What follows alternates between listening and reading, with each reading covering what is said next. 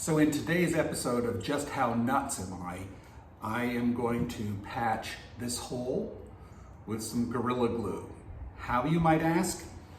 A little bit of Gorilla Glue mixed into a nice recycled cup here with water. Let me get too much in there, pour a little out.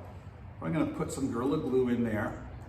And when you mix Gorilla Glue with water, when you apply this is the original formula, the dark formula, it will foam up substantially, and it will foam up as a closed cell foam. So I've used this technique on many things, including my Boston whaler. So I'm probably over manufacturing foam right now by quite a bit. But you basically are just going to mix. You really don't need more than probably a teaspoon, to 2 tablespoons of glue.